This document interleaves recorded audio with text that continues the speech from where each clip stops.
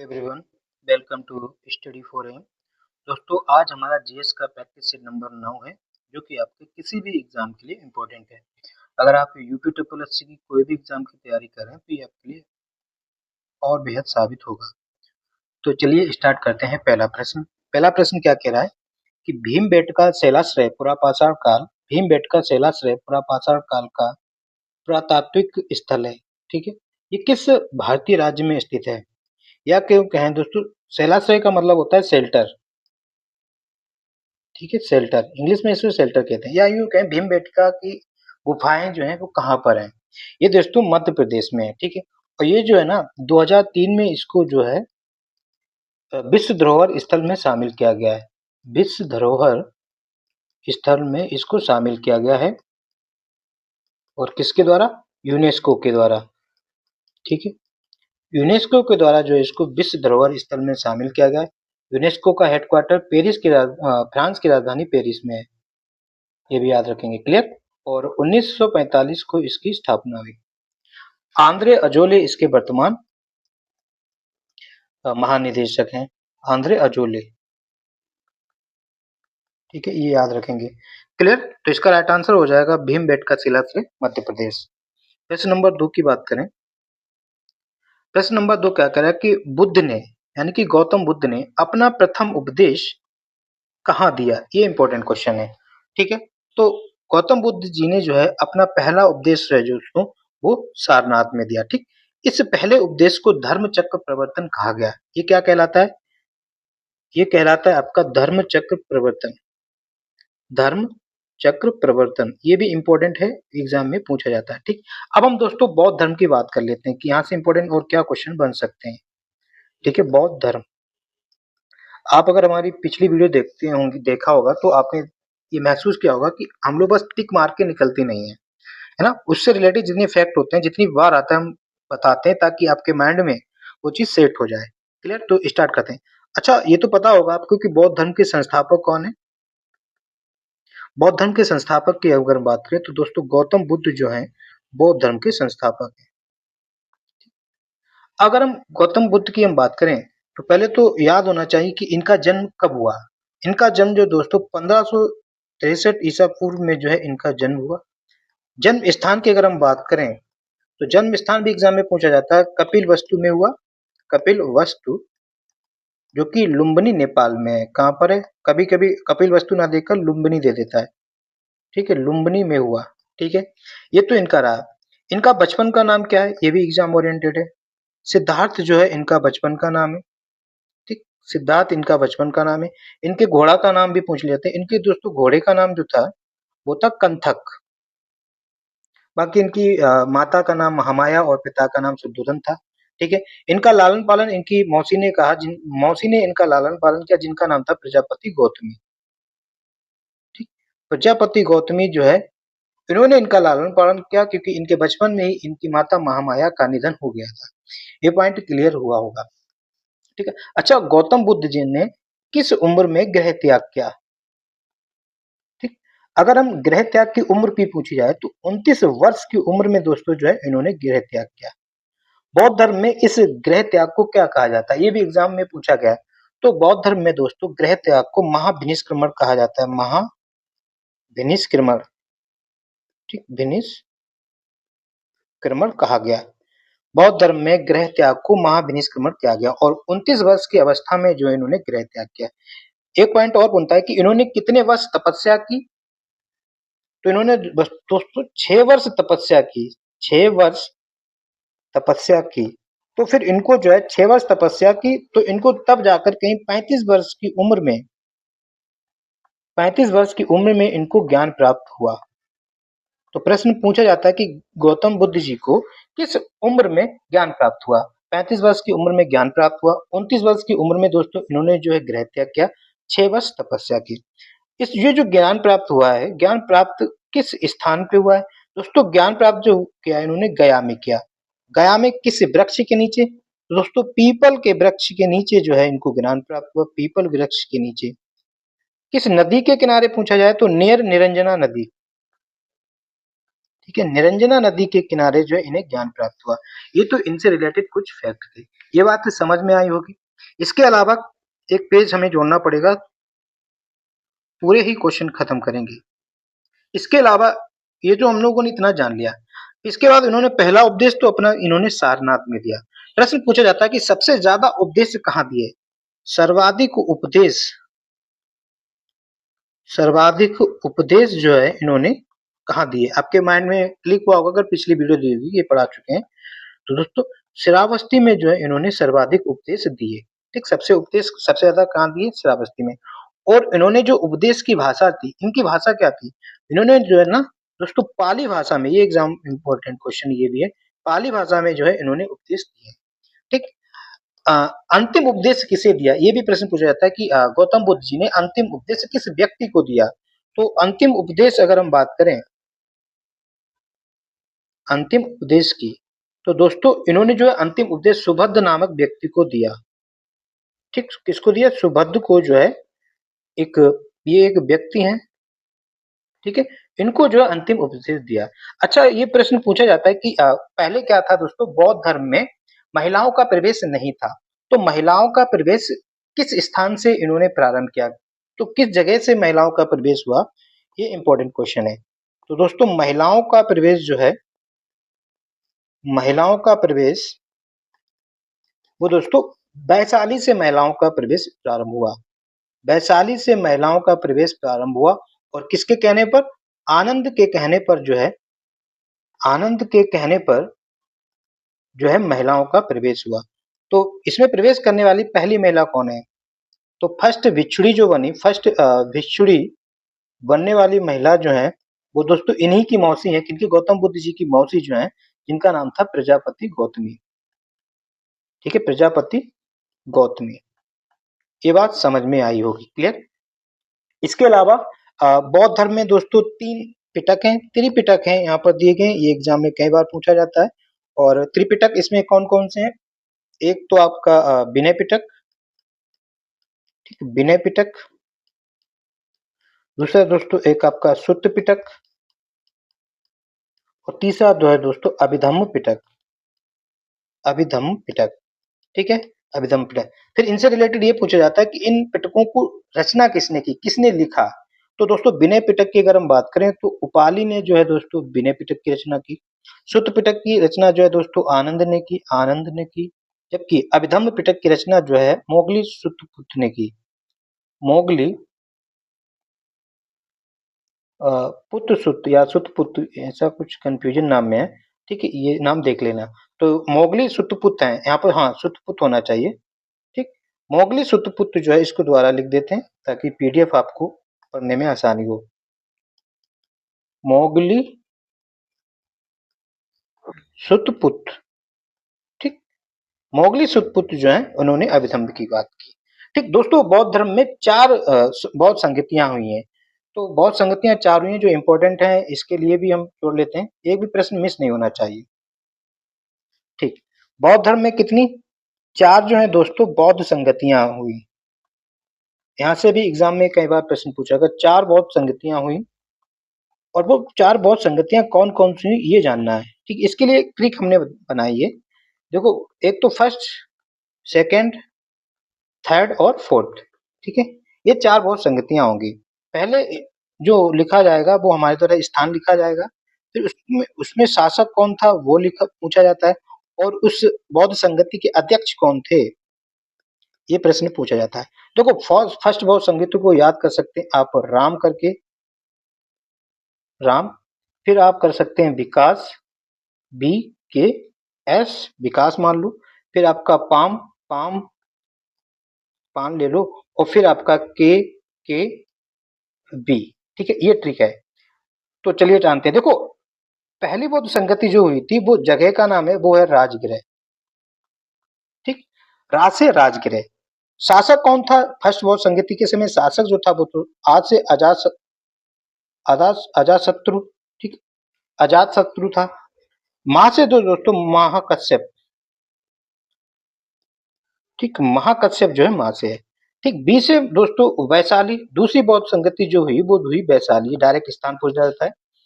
कैसे दोस्तों शासक जो थे जब दूसरी बहुत संगति उस समय कालाशोक, ठीक है, कालाशोक जो है इसके वो थे।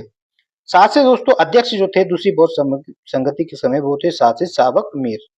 2-3 बार पढ़ोगे रट जाएगा, याद हो जाएगा। पी से दोस्तों पाटलिपुत्र, तीसरी बहुत संगति जहां हुई वो हुई पाटलिपुत्र में, ठीक है, पाटलिपुत्र। ए से दोस्तों शासक जो था तीसरी बहुत संगति में वो ए से अशोक था, और मां से दोस्तों जो है अध्यक्ष जो था वो था मोगली पुत्र सुत, ठीक है, मोगली सुतपुत्र ले लो या सुतपुत्र, ठीक है। के से दोस्तों कुंडलवन, कुंडलवन जो कहाँ की कश्मीर में है। का से दोस्तों कनिष्क, और बी से दोस्तों जो है वसुमित्र, ठीक है।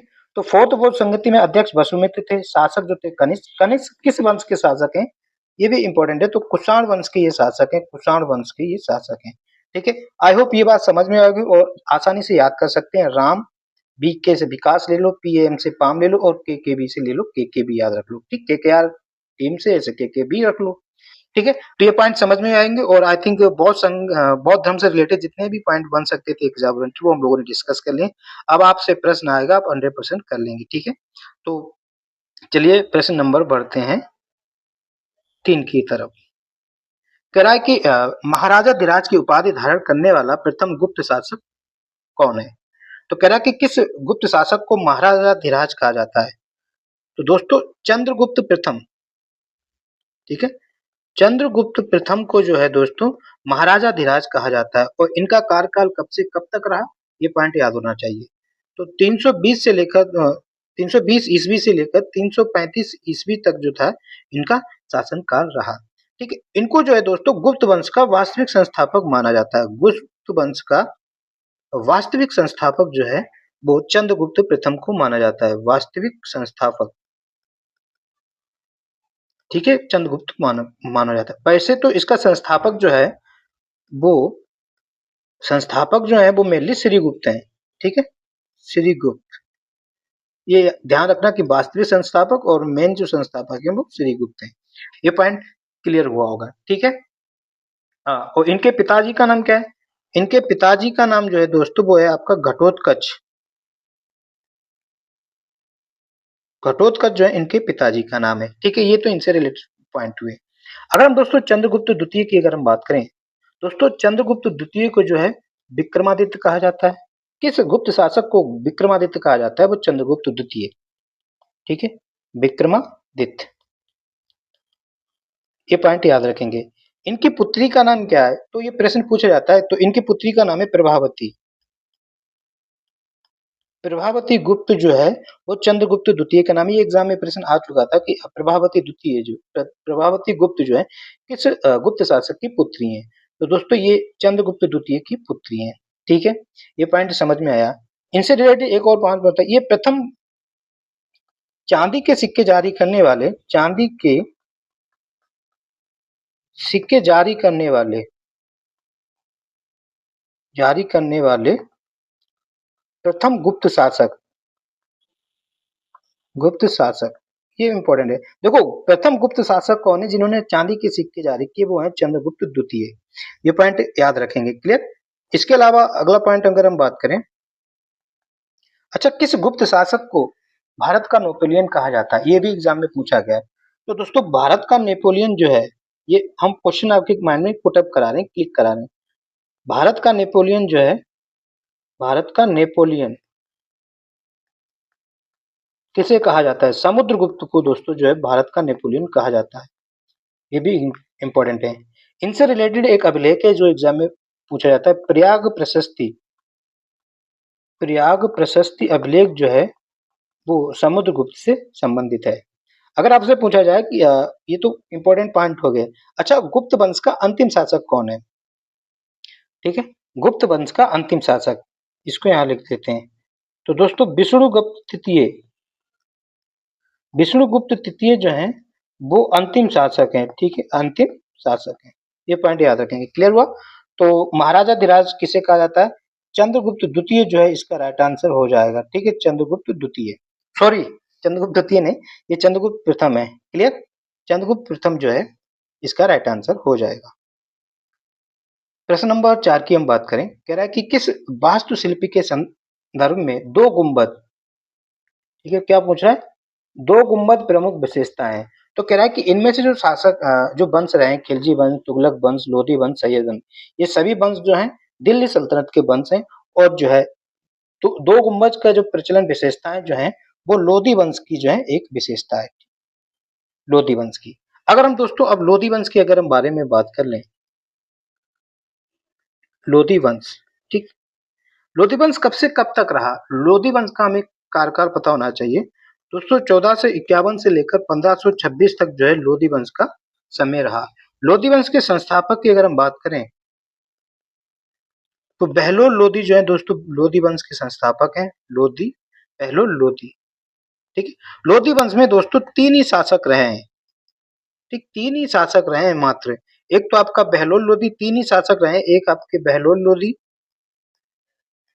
दूसरे आपके सिकंदर लोधी और तीसरे दोस्तों जो है इब्राहिम लोधी, ठीक है। कोई भी प्रश्न मिस नहीं होगा। इब्राहिम लोधी जो है जिन्होंने जो है पानीपत की प्रथम लड़ाई, पानीपत की फर्स्ट लड़ाई जो है इब्राहिम लोधी वर्सेस 1526 ईस्वी में हुई थी, 21 अप्रैल 1526 को हुई थी। किसके साथ? बाबर के साथ। ये पॉइंट याद रखेंगे। इसमें जो है इब्राहिम लोधी हार गए थे, बाबर जीत गए थे और वहां से जो है मुगल वंश का स्थापना हो गई। ये पॉइंट याद रखेंगे। सिकंदर लोधी की अगर हम बात करें तो सिकंदर लोधी ने जो है आगरा शहर की स्थापना की। सिकंदर लोधी का मूल नाम क्या है? वास्तविक नाम जो है इनका रियल नेम जो है दोस्तों वो इनका निजाम खां है। ये एग्जाम में पूछा जाता है, निजाम खां, ठीक। इनकी माता जो थी वो एक हिंदू थी, हिंदू थी इनकी माता, ठीक है। ये पॉइंट रहे लोधी वंश की। अच्छा, दिल्ली सल्तनत की अगर हम बात करें, एक प्रश्न पूछा जाता है कि दिल्ली जो सल्तनत है, दिल्ली सल्तनत में ये जो डायनेस्टी आई, ये जो वंश आए, उनका क्रम पूछा जाता है कि सबसे पहले कौन सा वंश आया, फिर कौन सी, इस टाइप से दिल्ली सल्तनत। तो इसकी एक ट्रिक है दोस्तों, याद कर लेंगे, गुल खिले तुमसे लो मुगल, फिर गुल खिले तुमसे लो मुगल, ठीक, गुल खिले तुमसे लो मुगल, ठीक है। गुल से दोस्तों गुलाम वंश, खिले से मतलब दोस्तों खिलजी वंश, तुम से दोस्तों तुगलक वंश, से दोस्तों सैयद वंश, लो से दोस्तों लोधी वंश और मुगल तो मुगल ही है, ठीक है। अगर इनके संस्थापक की हम बात करें, किस वंश का कौन संस्थापक? गुलाम वंश के संस्थापक दोस्तों कुतुबुद्दीन ऐबक। गुलाम वंश को मुमलुक वंश भी कहा जाता है, ये आप लिख लेंगे, कुतुबुद्दीन ऐबक। खिलजी वंश के दोस्तों जलालुद्दीन फिरोज खिलजी, या हम कहें फिरोज खिलजी जो है इसके संस्थापक हैं। तुगलक वंश के दोस्तों जो है तुगलक वंश के संस्थापक जो है जलालुद्दीन के तो ये हो गए। तुगलक वंश के क्यों नहीं याद आ रहा है? तुगलक वंश के जो है दोस्तों गयासुद्दीन तुगलक, गयासुद्दीन तुगलक, सैयद वंश के खिज्र खां और लोधी वंश के बहलोल लोधी और मुगल वंश के बाबर, याद रखेंगे। ये ट्रिक है, गुल खिले तुमसे लो मुगल। लेकिन अगर पूछा जाए, देखो लोधी वंश अंतिम वो है जो दिल्ली को राजधानी के रूप में काम किया, ठीक है। उसके बाद मुगल आए, मुगल ने दिल्ली राजधानी नहीं रखी, लाहौर और ये लोग बदलते रहे, ठीक है। प्रश्न पूछा जाता है कि दिल्ली सल्तनत का अंतिम वंश कौन सा या डायनेस्टी जो है वो लोधी वंश आप मारेंगे, क्लियर। प्रश्न नंबर 5 कह रहा है कि 1948 में निम्न में से कौन सी घटना नहीं हुई? इस प्रकार के प्रश्न पूछे जाते हैं, मिसलेनियस टाइप से बन जाते हैं। अब आपको ये सारी घटना पता होनी चाहिए, तभी आप आंसर कर पाएंगे, ठीक है। देखो महात्मा गांधी की हत्या कब हुई? महात्मा गांधी की हत्या दोस्तों जो है वो 30 जनवरी 1948 को हुई। और किसके द्वारा की गई? नाथूराम गोडसे द्वारा की गई, नाथूराम गोडसे, ठीक है। नाथूराम गोडसे ने जो है गांधी जी की हत्या की। अच्छा, भारतीय संविधान को कब स्वीकार किया गया? तो 26 नवंबर 1949 को जो है भारतीय संविधान को स्वीकृत किया गया। भारत का प्रथम गवर्नर जनरल बनने वाले जो हैं भारतीय जो है वो सी राजगोपालाचारी हैं। ये दोस्तों 1948 को ही बने। ठीक। भारत ने लंदन ओलंपिक में हॉकी में स्वर्ण पदक कब जीता? ये भी इंपॉर्टेंट है दोस्तों। ये उन्होंने जो 1948 में जीता। तो इसका राइट आंसर जो हो जाएगा B is right answer. Clear हुआ? बात समझ में आई होगी। प्रश्न नंबर 6 की अगर हम बात करें, कह रहा कि ब्रिटिश प्रधानमंत्री क्लीमेंट एटली, ठीक, ने ये घोषणा की कब की कि ब्रिटिश भारत से निकल रहे हैं, यानी कि इन्होंने कब घोषणा की कि भारत को आजाद करेंगे? तो दोस्तों कहानी ये है कुछ इस प्रकार। 20 फरवरी 1947, ठीक, 20 फरवरी 1947 को जो है इन्होंने घोषणा की। ठीक। घोषणा में क्या कहा? इन्होंने कहा कि 30 जून 1948 तक, 30 जून 1948 तक जो है हम क्या करेंगे, देश को आजाद कर देंगे। 1948 ने 20 फरवरी को कहा, 23 जून 1947 तक जो है हम देश को आजाद कर देंगे, आजाद कर देंगे, इन्होंने ये कहा। ठीक है। इसके बाद क्या हुआ, ये थोड़ा कंफ्यूजन हो गया, 1948 है या 47 है, ये एक बार चेक कर लेंगे गूगल से। ठीक है। फिर उन्होंने इसी क्रम में जिस टाइम ये घोषणा की उस टाइम भारत के वायसराय जो थे वो थे बेवल। ठीक। बेवल जो थे वो भारत के वायसराय थे। फिर उन्होंने जो उसकी जगह वायसराय बनाकर भेजा किसको, माउंटबेटन को, कि एटली ने माउंटबेटन को भेजा कि आप जाइए और भारत को जल्द से जल्द आजाद कीजिए। ठीक। तो ये भारत कब आए? तो दोस्तों 22 मार्च 1947 को जो है माउंटबेटन भारत आए और लगभग 2 महीने तक इन्होंने विचार विमर्श किया और फिर इन्होंने जो है माउंटबेटन ने जो है 3 जून 1947 को घोषणा की। 3 जून 1947 को घोषणा की कि हम जो है भारत को जो है 15 अगस्त 1947 को आजाद कर देंगे। 15 अगस्त 1947 को आजाद कर देंगे। इसीलिए 3 जून को जो है हम 3 जून प्लान भी कहते हैं, है ना? 3 जून प्लान भी इसे कहा जाता है। क्लियर हुआ? तो किस वायसराय ने घोषणा की 15 अगस्त 1947 को? माउंटबेटन ने, ये भी प्रश्न पूछा है। तो एटली ने कब की? 20 फरवरी 1947 को जो है एटली ने की। जब घोषणा की तब वायसराय कौन था? बेवेल थे। और बेवेल की जगह किसको वायसराय बनाकर भेजा एटली ने? माउंटबेटन को। क्लियर हुआ? ये पॉइंट याद रखेंगे, एग्जाम ओरिएंटेड था। ठीक। अच्छा, इन्होंने एक प्लान और दिया था जिसे हम डिकी वर्ड प्लान भी कहा जाता है। ठीक है, डिकी वर्ड प्लान। ठीक। डिकी वर्ड प्लान किसने दिया? जो है माउंटबेटन ने दिया। इसको अस्वीकार कर दिया था पंडित जवाहरलाल नेहरू ने, जिसको जो है पंडित जवाहरलाल नेहरू ने बाल्कन प्लान कहा। ठीक है। डिकी वर्ड प्लान को पंडित जवाहरलाल नेहरू ने बाल्कन प्लान कहा था। क्लियर? प्रश्न नंबर 7, कह रहा है कि बनिहाल दर्रा कहाँ स्थित है? दोस्तों अगर हम बनिहाल दर्रा की हम बात करें तो ये जो दोस्तों है बनिहाल दर्रा जो है पीर पांजाल पर्वत श्रेणी में स्थित है। ये भी पूछा जाता है, पीर पांजाल पर्वत श्रेणी में स्थित है। किसका हिस्सा है ये? पीर पांजाल पर्वत श्रेणी का एक हिस्सा है, पर्वत श्रेणी का एक पार्ट है। ये पॉइंट याद रखेंगे। क्लियर? और ये है कहां पर? ये दोस्तों जो है जम्मू एंड कश्मीर में है, ये याद रखेंगे। और ये जो है बनिहाल दर्रा किसको किससे जोड़ता है? ये दोस्तों जम्मू को श्रीनगर से जोड़ता है, ये भी इंपॉर्टेंट है। जम्मू को ये कनेक्ट करता है किसको किससे? ये दोस्तों जम्मू को श्रीनगर से कनेक्ट करता है, श्रीनगर। ठीक है। इसमें एक सुरंग है जिसको बोलते हैं जवाहर सुरंग। ठीक, इसी दर्रे में एक सुरंग है, तो इसका राइट आंसर हो जाएगा ए इज अ राइट आंसर। इसके अलावा दोस्तों और एग्जाम ओरिएंटेड जो दर्रे हैं वो इंपॉर्टेंट याद कर लेते हैं। जैसे हम बात करें जम्मू एंड कश्मीर में और कौन से दर्रे हो सकते हैं, मतलब और कौन कौन से इंपॉर्टेंट दर्रे हैं। एक तो दोस्तों ये आपका खारदुलांग दर्रा, खादुला दर्रा, ठीक, कहाँ पर है? जम्मू कश्मीर। खादुला दर्रा कहाँ पर? जम्मू कश्मीर में। दूसरा दोस्तों बुर्जिला दर्रा, एग्जाम ओरिएंटेड है। बुर्जिला दर्रा कहाँ पर? ये भी जम्मू। थांगला दर्रा कहाँ पर है? जम्मू कश्मीर में। ठीक है, ये याद रखेंगे। एक और इम्पोर्टेंट है आपका जोजिला दर्रा। ठीक है, ये कहाँ पर है, जम्मू कश्मीर। बाकी ये किस किस को जोड़ते हैं ये आगे को कभी क्लास में पढ़ेंगे जब आएगा, ठीक है। फिलहाल इतनी याद होना चाहिए कि कौन सा दर्रा कहाँ है। इसके अलावा दोस्तों अगर हम हिमाचल प्रदेश की दर्रा की हम बात करें, इंपॉर्टेंट है। हिमाचल प्रदेश के 3 दर्रा इंपॉर्टेंट है, जिसे हम कहते हैं बारालाचा दर्रा, ठीक, बारालाचा दर्रा, सिपकिला दर्रा, सिपिकला दर्रा, और लास्ट है आपका रोहतांग दर्रा।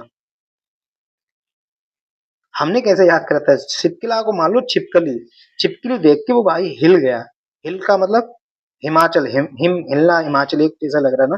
रोहतांग, उसका एक एक अंग रोह रोह रूह कांप गई, तो ये हिलना है हिमाचल प्रदेश से लिंक कर सकते हैं, ठीक है। बाकी ये सब जब भारत को श्रीनगर चीन से जोड़ते हुए, ठीक है। हिमाचल के हो गए। अब इसके बाद क्या है, उत्तराखंड के दर्रे दे लेते हैं। उत्तराखंड के दर्रे, ठीक, उत्तराखंड के तो इम्पोर्टेंट है। एक आपका नीति दर्रा, एक आपका माना दर्रा, एक आपका लिपुलेख दर्रा, ठीक है, माना नीति लिपुलेख, और एक आपका और है मुलिंगला, ठीक, मुलिंगला दर्रा जो है इम्पोर्टेंट है। इसके अलावा जो है अरुणाचल प्रदेश के भी ARP, मतलब अरुणाचल प्रदेश के भी दर्रे पूछ दिए जाते हैं।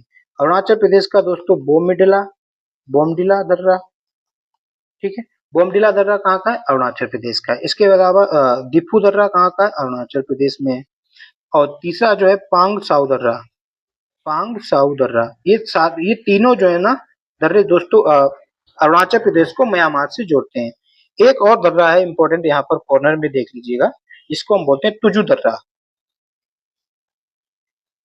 तुजू दर्रा कहाँ पर है, तुजू दर्रा जो है मणिपुर में है, ठीक, तुजू दर्रा कहाँ है, मणिपुर में, ठीक है।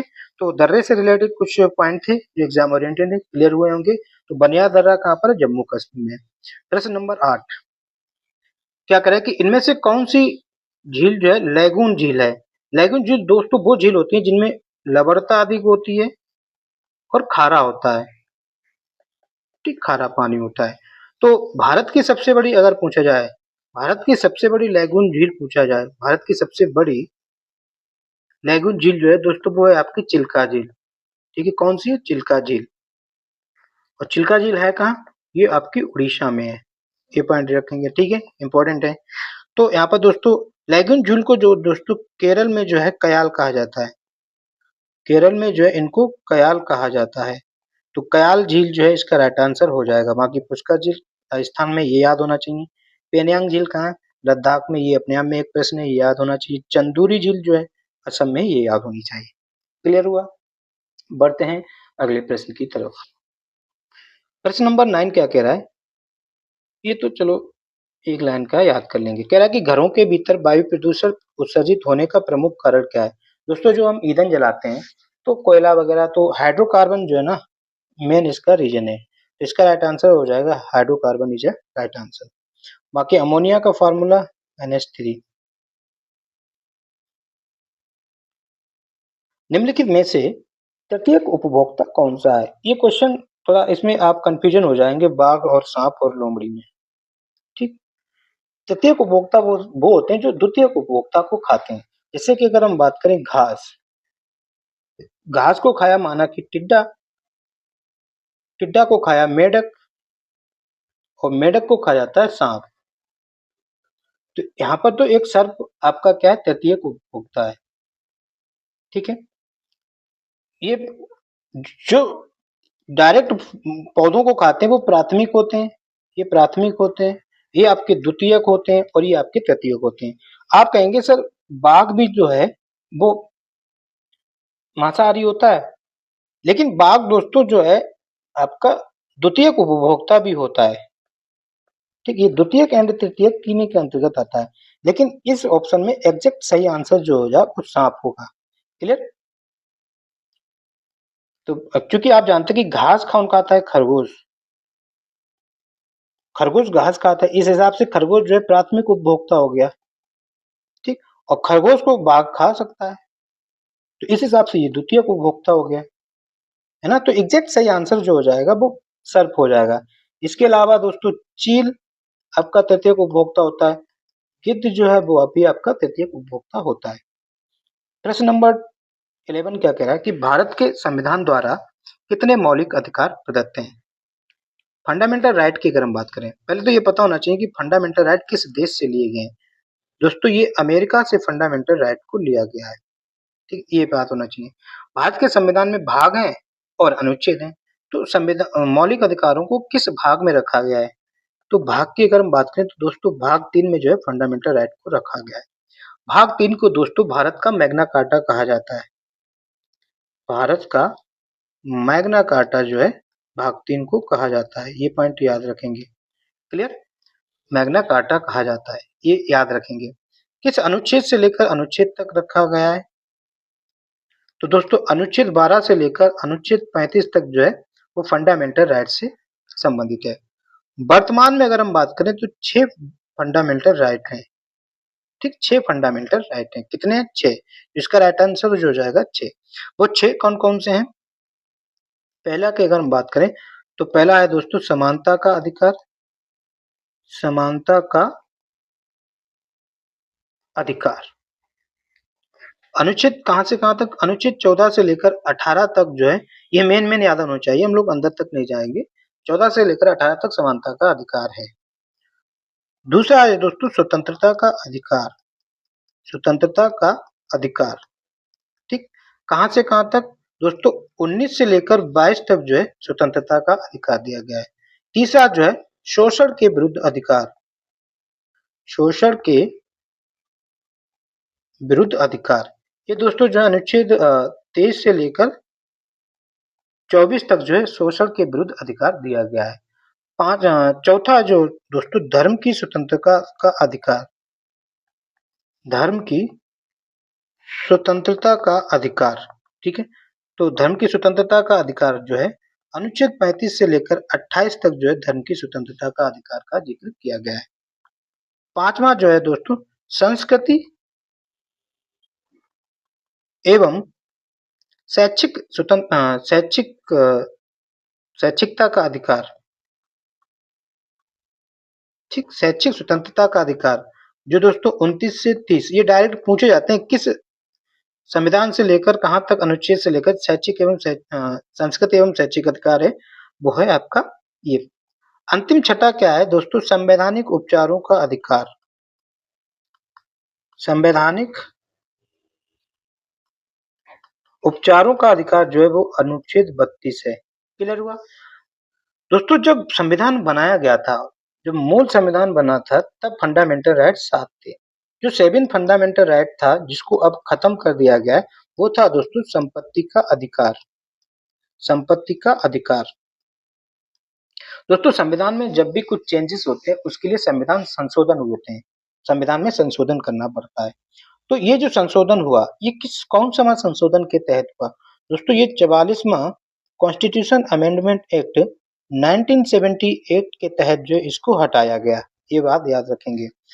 फिर इसको हटा करके आप बिल्कुल खत्म कर दिया गया या कहीं रखा गया है? इसको जो है दोस्तों भाग 12 में अनुच्छेद 300 ए में रख दिया गया और जो है इसको क्या कर दिया गया? एक कानूनी अधिकार बना दिया गया। कानूनी अधिकार कर दिया गया।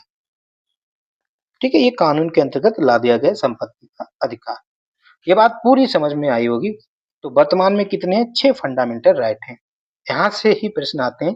बाकी इनके अंदर के और कभी डिटेल में जब थ्योरी क्लास पढ़ेंगे तब जानेंगे। प्रश्न नंबर 12 क्या कह रहा है कि लोकसभा अध्यक्ष जो है वो अपना त्यागपत्र किसे देता है? दोस्तों लोकसभा अध्यक्ष जो है अपना त्यागपत्र जो है लोकसभा के उपाध्यक्ष को देता है। अगर हम दोस्तों लोकसभा की अगर हम बात करें, लोकसभा का गठन किस अनुच्छेद के तहत किया जाता है? इसका जो है अनुच्छेद 81 जो है लोकसभा के गठन की बात करता है। लोकसभा के मेंबर बनने के लिए मिनिमम उम्र कितनी होनी चाहिए? मिनिमम एज जो है दोस्तों 25 वर्ष होनी चाहिए। लोकसभा को दोस्तों निम्न सदन कहा जाता है। निम्न सदन कहा जाता है अथवा इसको जो है हाउस ऑफ पीपल कहा जाता है। हाउस ऑफ पीपल जो है इसको कहा जाता है। क्लियर हुआ? तो इसका राइट आंसर जो हो जाएगा डी इज राइट आंसर। ठीक, राष्ट्रपति बनने के लिए कितनी उम्र होनी चाहिए? 35 वर्ष होनी चाहिए। राष्ट्रपति अपना त्यागपत्र उपराष्ट्रपति को देता है। ठीक है, बाकी ये सब इंपॉर्टेंट। प्रश्न नंबर 13 क्या कह रहा है कि कह रहा है कि वयस्कों में जो लाल रक्त कणिकाएं हैं जिसे हम कहते हैं आरबीसी का निर्माण कहाँ होता है। ठीक है, ये क्वेश्चन अच्छा है, इसको ध्यान देना। दोस्तों आरबीसी का निर्माण जो है अगर आपसे वयस्क में पूछा जाए और भ्रूण में पूछा जाए, ठीक, जब भ्रूणीय अवस्था में हो यानी कि जब बच्चा पेट में हो तब कहाँ होता है आरबीसी का निर्माण, और जब बच्चा वयस्क हो जाता है तो कहाँ होता है। वयस्क अवस्था में दोस्तों आरबीसी का निर्माण जो है अस्थि मज्जा में होता है, अस्थि मज्जा में। ठीक है, इंपॉर्टेंट क्वेश्चन है।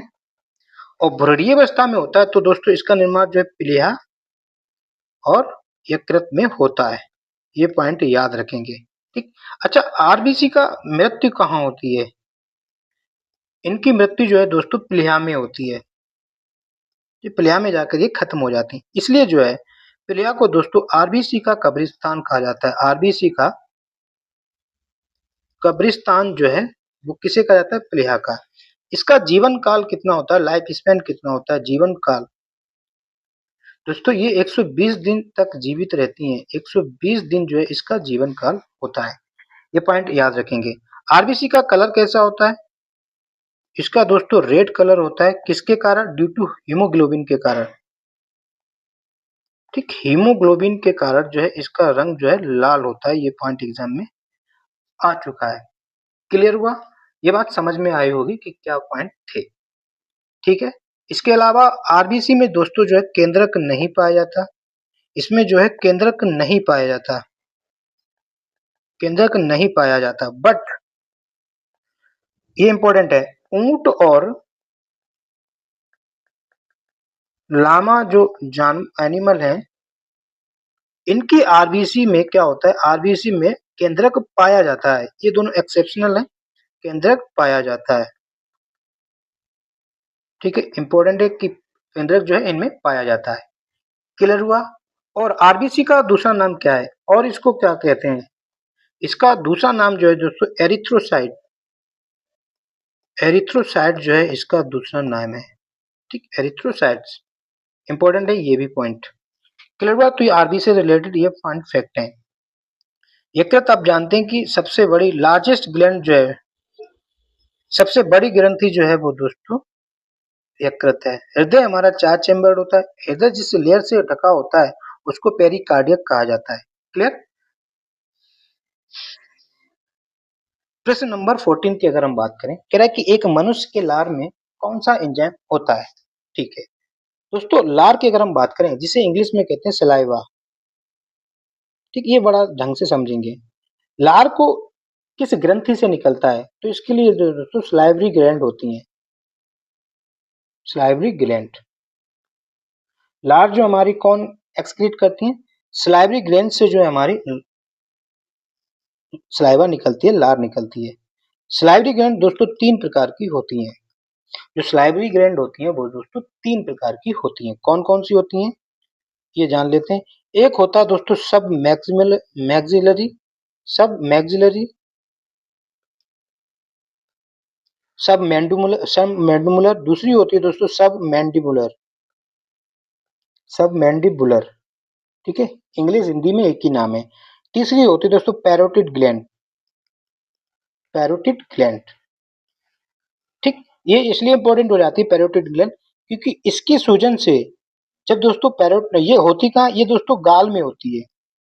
ठीक, जब ये सूज जाती है तो दोस्तों हमारे अंदर एक डिसीज हो जाती है जिसका नाम है मम्स, जिसे हिंदी में कहें गलसुआ, है ना। हमारे गले में जो है गाल फूल जाते हैं ना, जिसे कहते हैं गलसुआ। तो मम्स डिसीज किस ग्लैंड के सूजन के कारण होती है, पैरोटिड ग्लैंड। दोस्तों जो सांप में जहर होता है, स्नेक पॉइजन जो होता है, स्नेक्स पॉइजन जो है दोस्तों वो इसी ग्लैंड में होता है, ये भी याद रखेंगे। क्लियर हुआ। सलाइवरी ग्लैंड 3 प्रकार के होते हैं, जिस जो हमारा जो है क्या एक्सक्रीट करता है, एक्सक्रीट करता है आपका, ये देख लेना। ठीक, सलाइवा। अब हम थोड़ा सलाइवा के हम बारे में जान लेते हैं। हमारे एक दिन में कितना निकलता है, कितने लीटर सलाइवा निकलती है। लगभग हम लोग 1 to 1.5 लीटर जो है एक दिन में लार निकलती है। ठीक है, कितने दिन, इतने दिन में 1.5 लीटर की निकलती है। सलाइवा का पीएच मान कितना होता है, ये भी एग्जाम में पूछा जाता है। तो 6.58 इसका पीएच मान है और ये प्रकृति में दोस्तों ये अम्लीय होता है।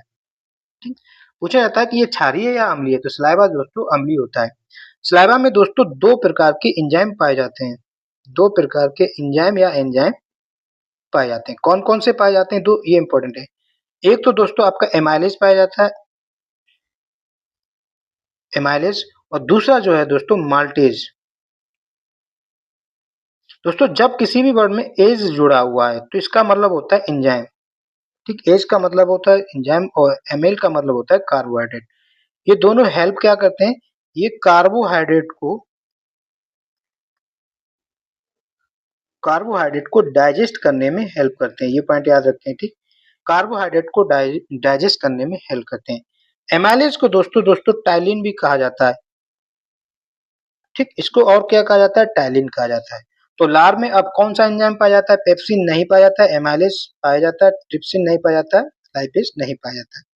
तो इसका राइट आंसर जो हो जाएगा B is a right answer हो जाएगा। क्लियर हुआ। अगर हम दोस्तों ट्रिप्सिन और लाइपेज की अगर हम बात करें, इन दोनों की अगर हम बात करें तो ये कहाँ पाए जाते हैं, तो दोस्तों आपका पैनक्रियाटिक जूस जो होता है ना, पैनक्रियाटिक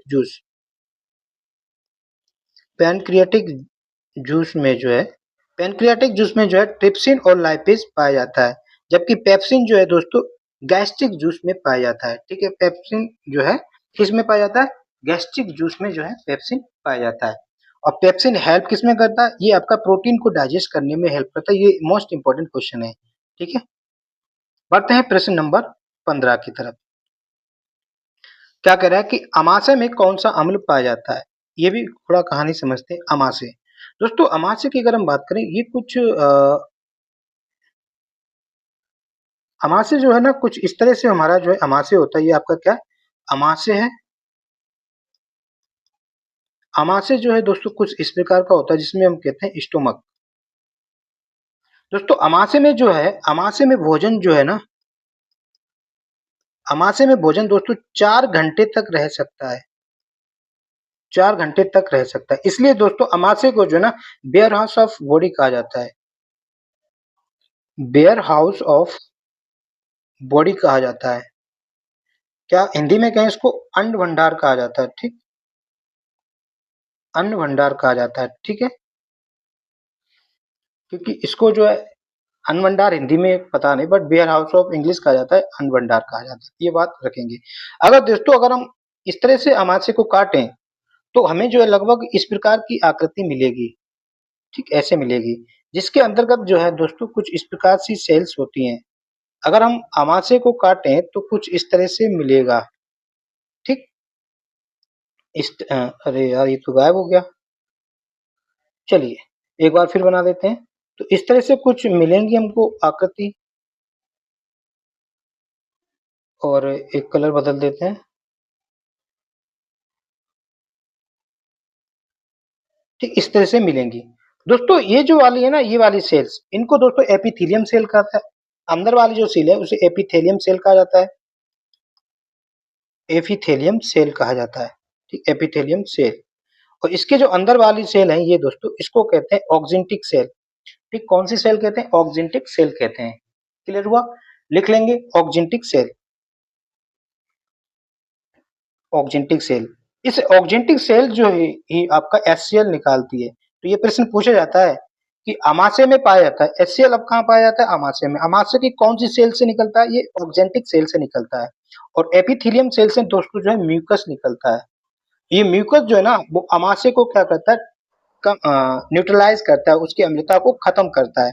ठीक, तो आप आंसर क्या हो जाएगा, एचसीएल कहाँ से निकलता है, स्टोमक में। तो एचसीएल पाया जाता है स्टोमक में, यानी कि हाइड्रोक्लोरिक अम्ल। और किस सेल से निकलता है, ऑक्जेंटिक सेल से निकलता है। ये बात क्लियर होगी। इसके अलावा थोड़ा और हम जान लेते हैं। इसमें दोस्तों एक ग्लैंड लगी होती है जिसे हम कहते हैं गैस्ट्रिक ग्लैंड। ठीक, यहाँ पर गैस्ट्रिक ग्लैंड होती है। इस गैस्ट्रिक ग्लैंड से निकलता है आपका गैस्ट्रिक जूस। ठीक, गैस्ट्रिक जूस।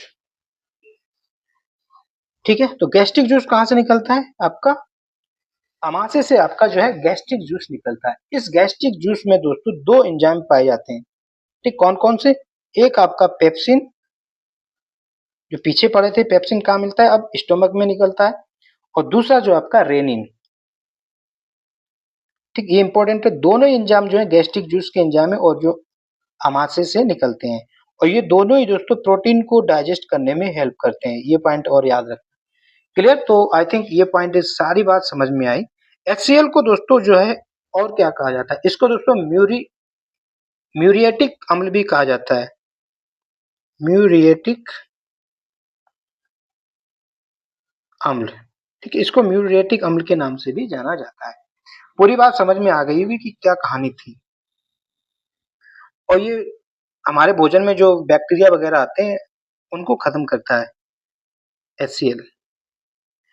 प्रश्न नंबर अगला क्या कह रहा है, 16 कह रहा है कि एम नेत्रा एक 13 वर्षीय बालिका है। ठीक, एम नेत्रा एक लड़की है जो 13 वर्ष की है, जिसको जो है संयुक्त राष्ट्र के विकास और शांति संघ ने goodwill ambassador of the poor के रूप में नियुक्त किया है। ये किस शहर की हैं? ये दोस्तों जो है मदुरई की हैं, और मदुरई आपका तमिलनाडु में, ये याद कर लेंगे, करंट का प्रश्न है। प्रश्न नंबर 17 की अगर हम बात करें, कह रहे हैं कि विकास का LPG मॉडल या LPG रिफॉर्म जिसे कहते हैं, ये सिद्धांत किसने प्रस्तुत किया? ये सिद्धांत जो डॉक्टर 1991 में उस टाइम जो वित्त मंत्री थे, उस टाइम भारत के जो वित्त मंत्री थे वो थे डॉक्टर मनमोहन सिंह। ठीक है, ये डॉक्टर मनमोहन सिंह ने दिया है। इसका राइट आंसर हो जाएगा डॉक्टर मनमोहन सिंह। LPG उदारीकरण, निजीकरण और globalization, liberalization, privatization and globalization, ये इसकी फुल फॉर्म है। प्रश्न नंबर 18 की अगर हम बात करें, निम्नलिखित में से कौन सी कुंजी फाइल का नाम बदलने के लिए प्रयुक्त की जाती है? दोस्तों फाइल का नाम बदलना हो तो आपका F2 का इस्तेमाल किया जाता है। ठीक, इसका राइट आंसर जो हो जाएगा वो F2 is a right answer. इसके अलावा F3 पूछ लिया जाता है। F3 कुंजी का इस्तेमाल किसके लिए किया जाता है? इसका इस्तेमाल जो है दोस्तों किसी फाइल या फोल्डर को खोजने के लिए, ठीक, फोल्डर को खोजने के लिए जो है इसका इस्तेमाल किया जाता है F3 का। ठीक, इसके अलावा F5 की अगर हम बात करें, F5 का यूज जो है दोस्तों, जो वर्तमान आपने पेज खोल रखा है ना, वर्तमान पेज को रिलोड करने के लिए जो है F5 का यूज किया जाता है। F8 की अगर हम बात करें तो F8 फंक्शन कुंजी, इनको दोस्तों फंक्शन कुंजी भी कहा जाता है, ये याद रखना। इसका यूज जो है दोस्तों विंडोज में हम क्या कहते हैं कि बूट मेन्यू को एक्सेस करने के लिए, ठीक है, एक्सेस करने के लिए इस्तेमाल किया जाता है। F12 यहाँ पर है। F12 का अगर टोटल फंक्शन की 12 ही होती है, ये भी पता है। F12 का यूज जो है दोस्तों MS वर्ड जो होता है ना, MS वर्ड में सेव एज डायलॉग बॉक्स खोलने के लिए, MS वर्ड में सेव एज का जो डायलॉग बॉक्स होता है ना, डायलॉग बॉक्स को खोलने के लिए, ओपन करने के लिए यूज किया जाता है। ये याद कर लेंगे, इंपॉर्टेंट है फंक्शन की। तो इसका राइट आंसर जो हो जाएगा F2 इज राइट आंसर। अगला प्रश्न क्या कह रहा है कि माइक्रोसॉफ्ट एक्सेल, ठीक है, MS एक्सेल में किसी पंक्ति को छुपाना हो तो उसके लिए शॉर्टकट की क्या है? MS एक्सेल आप यूज कर रहे हैं, आप चाहते हैं कि कोई पंक्ति जो है आप उसको हाइड कर दें, तो उसके लिए दोस्तों आप कंट्रोल 9 का इस्तेमाल करेंगे। तो कंट्रोल 9 का इस्तेमाल जो है दोस्तों माइक्रोसॉफ्ट एक्सेल का यूज करते समय किसी पंक्ति को छुपाने के लिए किया जाता है। अब माइक्रोसॉफ्ट एक्सेल में कंट्रोल+1 का इस्तेमाल क्यों किया जाता है? इसका इस्तेमाल कब करते हैं? इसका इस्तेमाल दोस्तों जो है इसका इस्तेमाल जो है हम फॉर्मेट करने के लिए, format cell dialog box open करने के लिए, format cell dialog box open करना है तो कंट्रोल आप F1 दबाकर कर सकते हैं। क्लियर? F5 की अगर हम बात करें तो आप स्ट्राइक थ्रू को अप्लाई करना हो तो इस्तेमाल करेंगे, या फिर आप रिमूव करना चाहते हैं तो इस्तेमाल करेंगे। कंट्रोल 8 की अगर हम बात करें तो आउटलाइन सिंबल को प्रदर्शित या छुपाने के लिए, आउटलाइन सिंबल को प्रदर्शित करना हो या छिपाना हो, प्रदर्शित या छुपाने के लिए इसका इस्तेमाल किया जाता है। क्लियर। प्रश्न नंबर 20 कह कि 1879 में 1879 में उत्तर प्रदेश के अंतर्गत प्रथम पेपर मिल की स्थापना कहाँ हुई। यहाँ पर दो प्रश्न बन चुके हैं। एक तो आपको याद होना चाहिए कि पेपर मिल की स्थापना कब हुई, 1879 में। उत्तर प्रदेश की हम बात करें तो दोस्तों जो है ये सीधी आकर लखनऊ में बना। इसका राइट आंसर हो जाएगा Lucknow is a right answer. Clear हुआ। तो दोस्तों ये जो है 20 प्रश्न थे और 20 प्रश्न के साथ साथ आपने लगभग 100 प्रश्न कर लिए होंगे, है ना। इसके साथ जो हम लोगों ने डिटेल एक्सप्लेन किया है वो इम्पोर्टेंट है। अगर आप वाकई में आपको नौकरी की चाह है तो आपको इस तरह से तो पढ़ना ही पड़ेगा। आजकल पेपर का लेवल आप देख ही रहे होंगे कितना हार्ड आ रहा है। एक ग्रुप डी की भी पेपर दोगे ना तो उसका भी लेवल हार्ड आ रहा है, तो इस तरह से पढ़ना पड़ेगा। अगर आपको ये सेशन अच्छा लगा हो लाइक करें, चैनल में नए हैं सब्सक्राइब करें और अपने दोस्तों तक जरूर शेयर करें। सो थैंक यू दोस्तों। जय हिंद जय भारत।